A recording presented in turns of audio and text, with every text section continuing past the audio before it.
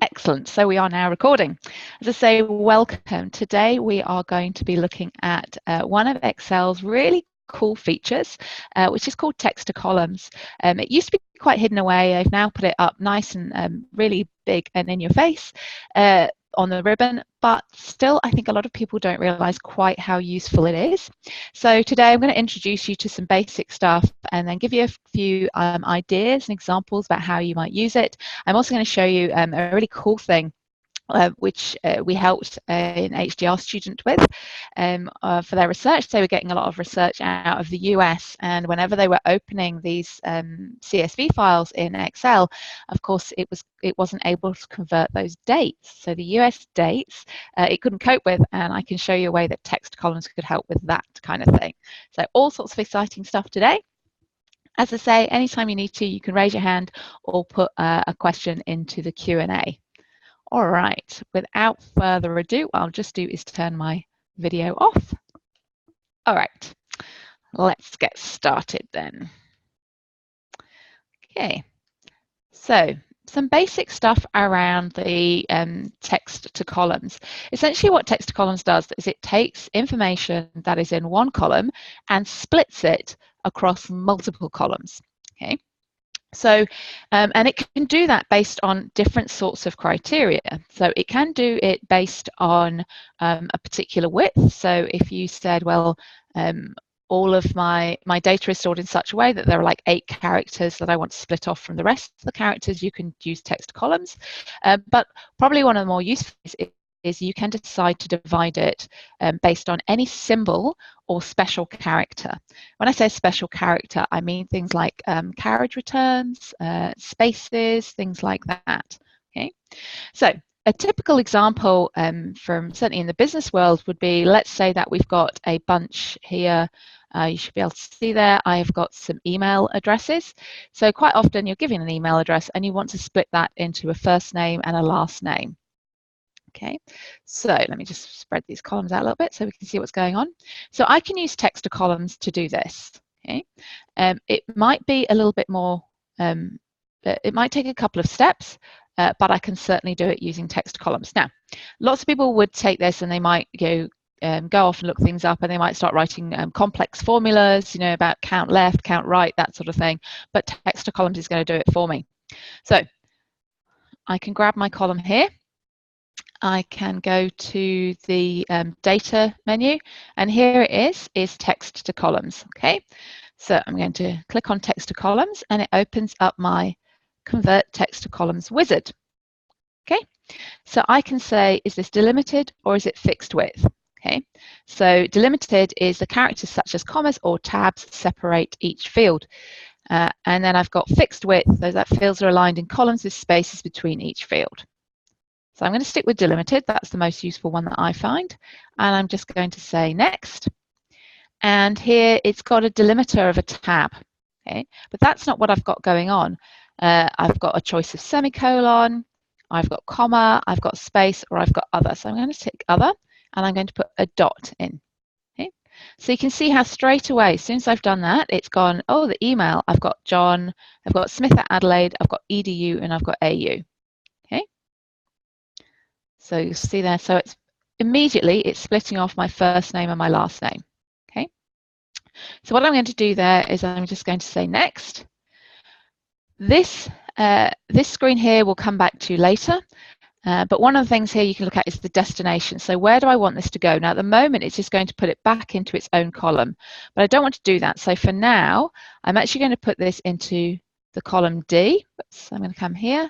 I'm just going to say put it here for me. Now I've only selected one column, but let's see what happens. Okay. So even though I said to put it in column D, it has actually put it into column D, to column E, to column F, and to column G. Okay. All right. So now all I would need to do to get this into my first name column is I can just select that.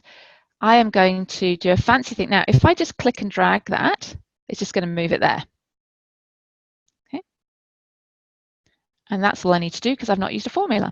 Aha. Whoops. There we go. Just drag that there. Now, I still, though, haven't had my you can still, I've still got that Smith at Adelaide going on. So I've not split off the last name yet. I wonder if you can guess how I'm going to do it. That's right, I'm going to grab this. I'm going to say I want to do text to columns. It is indeed delimited. And I want to say next. And I want to say this time the other is the at symbol. And you see immediately it's managed to change that there. So then I'm going to say next.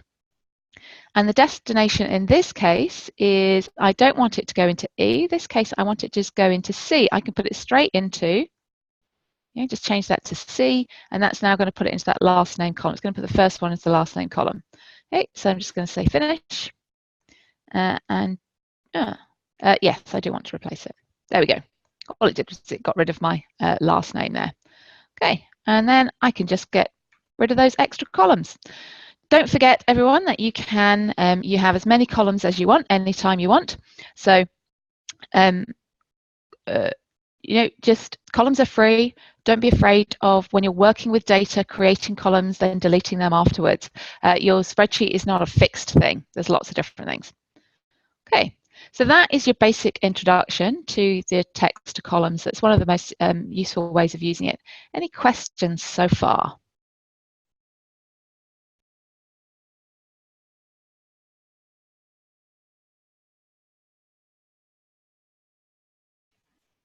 Okay, no questions. Right, let me show you then a couple of other ways that you could use it.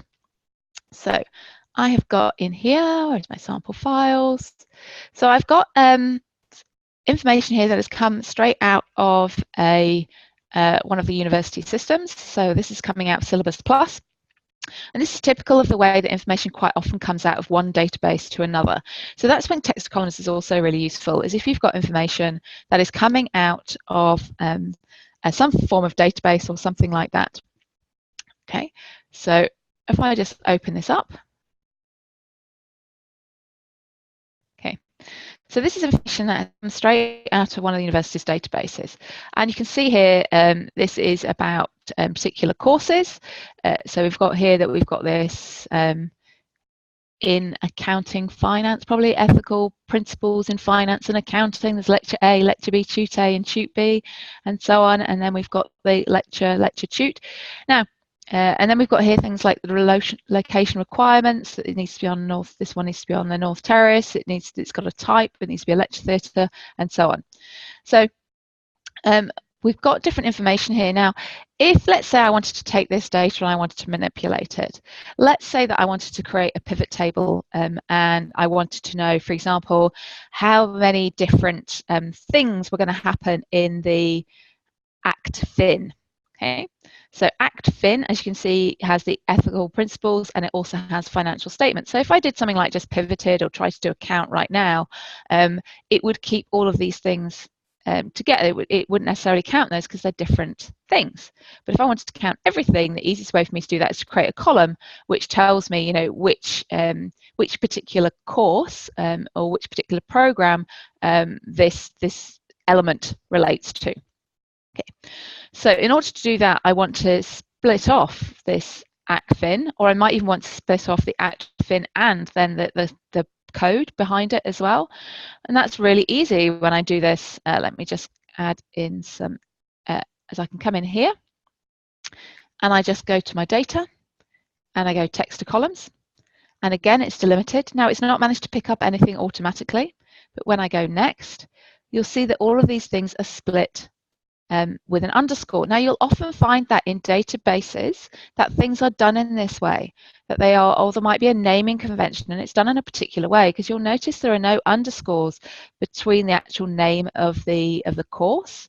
So in here, I'm going to take my other and I'm going to do an underscore. Have I got the right sort of underscore? Oh, there we go, better. That's the right sort of underscore. And you can see automatically it's managing to split all of that information up for me. Again, I'm going to go next. Now, if I put it into that destination, it's just going to pop it into the same spot. But I can go here and I can scroll along. Let's scroll along and let's put it into my next free column. And I can say finish. And there we go. So I've just managed to split all of that stuff up. Now, if I don't want this sort of information, I can get rid of it. I can then move this column and put it at the front if that's what I want to do, because I want to be able to see it, and so on. So that's the ways that you can use it. But you can use it for all sorts of things. So here, for example, we've got duration. You'll notice that that is split using a semicolon. So if I wanted to, sorry, a colon, not a semicolon, what I'm talking about. So I could, if I wanted to, I could split that column using a colon.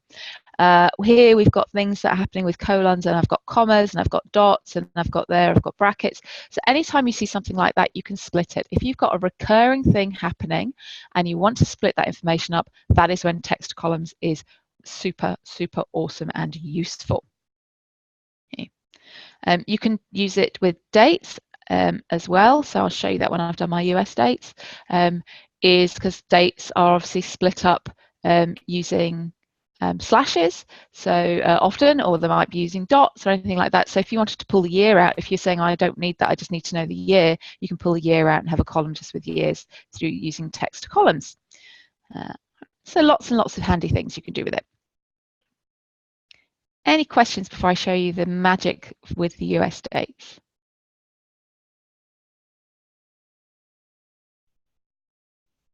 No, cool.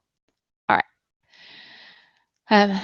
So now you'll notice I've got this thing here called US dates.csv. So a .csv is a comma separated variables. So comma separated variables is a very common output from databases. It's also highly recommended, I would highly recommend for you, if you have information stored, if you have your data in a spreadsheet, is you're probably storing it as an XLSX. Now XLSX or XLS are proprietary files, so it's a Microsoft file, which is an Excel file. So it can only be read, well, it can be read by a few different programs, but mostly it's in Excel. You would open it in Excel. The problem with that is that as the versions of Excel change, you will find that you can't necessarily open them. So if you try to open a Excel 97 file in 2016, you won't be able to do it. You need to open it, go through a stepping stone. So you have to open it in something like 2003, and then you could open it in 2016. So in order to make sure that your data is future-proof and you're actually able to open it in the future, is you can save it as a .csv file. And you can just do that through your file menu. Sorry, just go through my file menu, and when you do a save as, you'll find that you can, if I come into here, oh, hang on, let me just move that out of the way.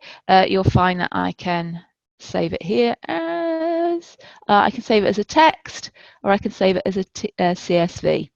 Okay, so a text file would be tab delimited. So that means there'll be tabs between, so it takes each column and it puts a tab between the information in each column.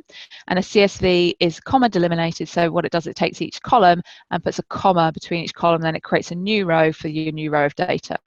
So the reason to do that is to sort of future-proof it, so you'll be able to open up that in other programs, but also you would be able to open it in future versions of Excel, that sort of thing. So that's why you'll find things are in .csv, because it makes them more flexible.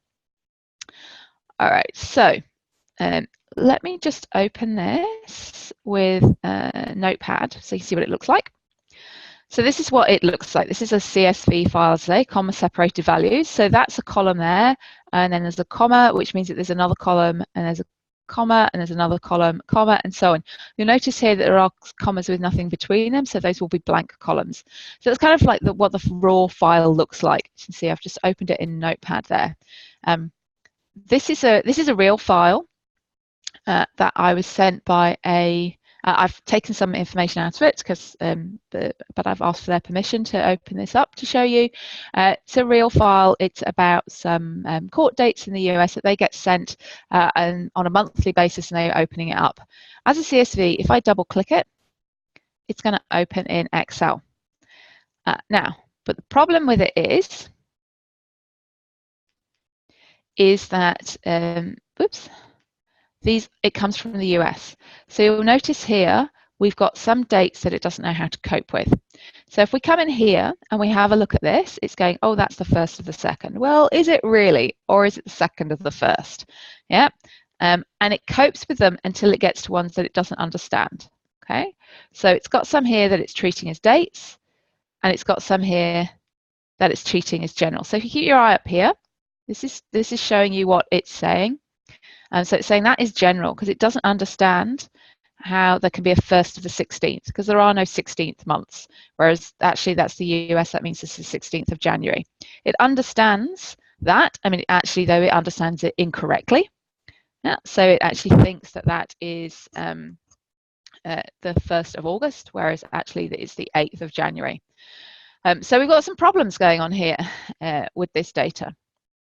So when I just double clicked it, it was doing that, it was putting that in. Instead, what I'm going to do is I'm going to just come and I'll create a new sheet, and I'm going to go for data, and I'm going to get data. I can either get data from get external data, so I can get data from a text source.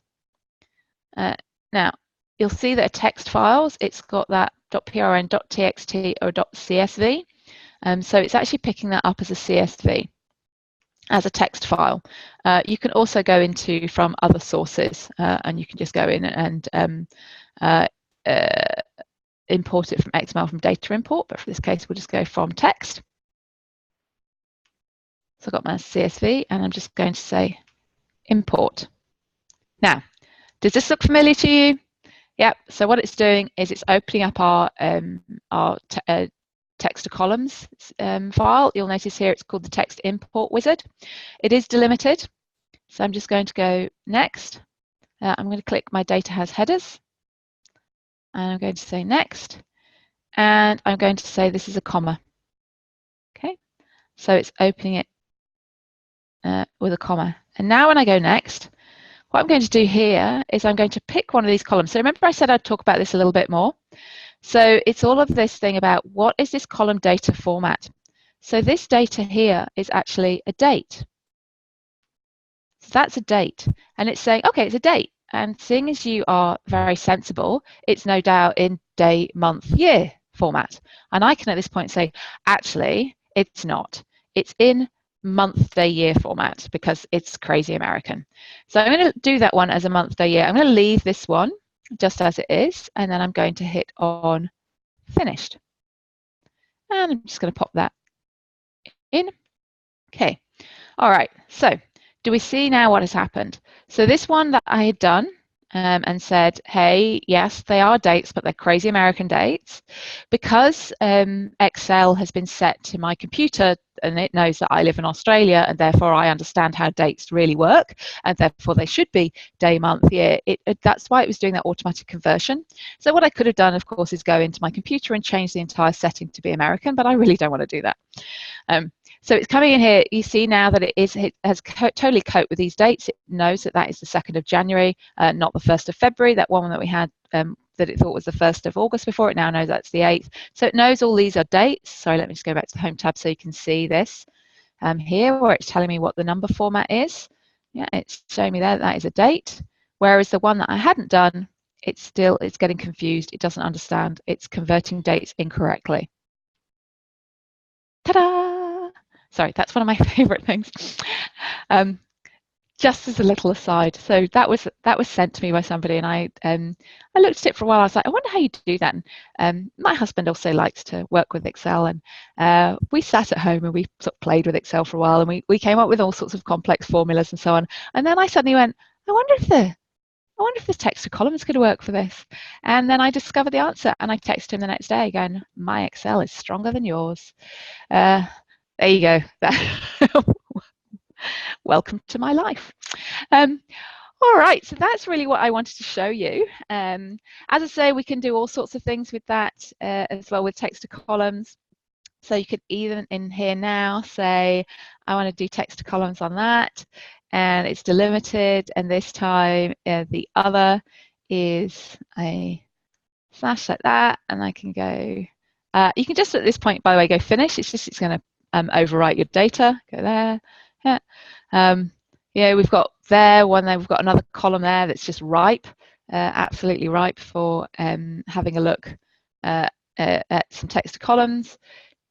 We've got some stuff here where we could do after those question marks, you know, just to get the reference numbers out of the end there. So let's say you had a whole bunch of YouTube videos and you wanted just to be able to see the actual code of the YouTube video, you know, it's going to have a question mark like that in the URL, and so on. So you can have a lot of fun with this, a lot of fun with it.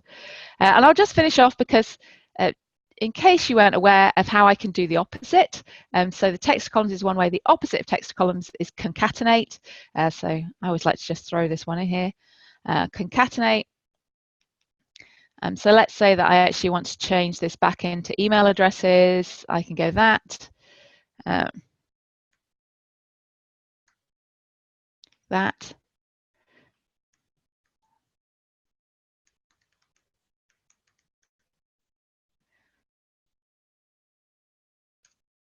And there you go. Simple as that. I can do my concatenate. What you might also find is nowadays, let's see if this is going to work. Okay, because it doesn't always, is if I go john.smith@adelaide.edu.au, and then I go to my next one and I go Joan. Hey, look at that. That's called fast fill. Yeah, that's one of my favorite things that is relatively new in Excel. I think that came along in 2013. Anyway, all right. So that was what I wanted to show you today, text columns. I hope you can think of lots of ways that you could use it. Oh, I've got another example.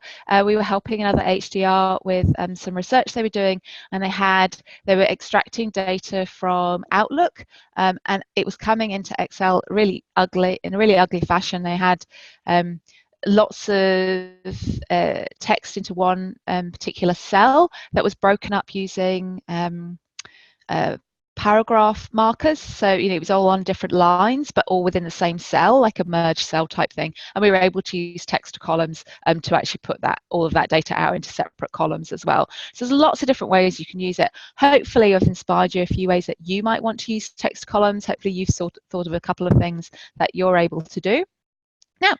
Now is the opportunity for you to ask me any questions that you might have. I'll put my video back on. Hey, so if you've got any questions, I'm just going to launch a quick poll as well. As you know, we do like to hang on, launch poll. We do like to know what you think of what we're doing. We do also have some other webinars coming up. We haven't decided what we're doing on the 14th of November yet, so if you have any ideas or something you'd like to see, please get in touch with us, it.training@adelaide.edu.au. We would love to hear from you. We'd love to know whether or not you find these webinars useful and whether you'd like to see them continue as well. We have recently as well put up on the website what the upcoming webinars are, so we've planned them into next year as well. We're taking a break over Christmas and January, but we have also planned some for next year, so let us know what you think. Okay, I'm going to close that poll. Thank you, everybody. I'm going to close that poll in 10 seconds. If you do have any questions, please, if you're frantically typing a question, please raise your hand so I know not to finish the meeting. I'm just going to close that poll now. Thank you. Okay. All right, no one's raised their hand, so I take it nobody's frantically typing. Okay, well, the recording for this will be up later on today. Other than that, thanks very much for coming, and we will see you next time when we're going to be talking. What are we talking about? Oh, VLOOKUP. Oh, how exciting. We do a VLOOKUP masterclass. Very much looking forward to that. So we will see you then. And let me go to here. Bye.